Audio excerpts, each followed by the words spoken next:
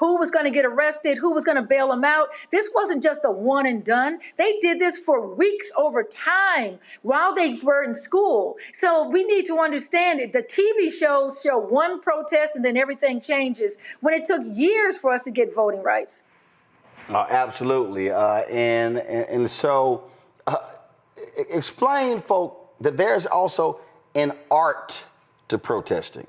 There's a process here. It ain't just, hey, let's just roll out there.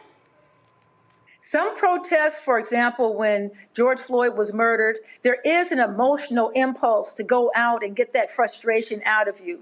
But protests over time, if we look at it, whether or not it's protests for the labor movements, for women's rights, for racial justice, it's a strategy in which people decide where they're going to protest, how long they're going to protest, and then, like you said, what is the message? Because you're trying to persuade thought, you're just not trying to have an action.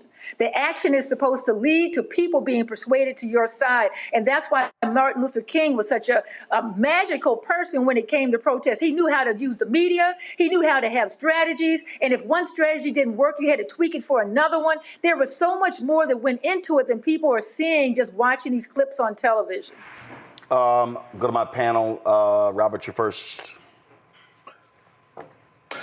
Thank you so much. Thank you so much for such an outstanding work. And as someone who's been active in the movement since I was about 17 years old, I think you're spot on when you talk about the way we educate people about the civil rights movement in particular, and the workers' rights movement, et cetera. I always said this thing on my radio show that it's almost like we teach it as a fairy tale, that one day Abraham Lincoln woke up and he decided to have lunch with Martin Luther King, and then they got on the Underground Railroad and rode to Washington, D.C. to do the I Have a Dream speech. And then Barack Obama came out and they all shook hands and racism was over.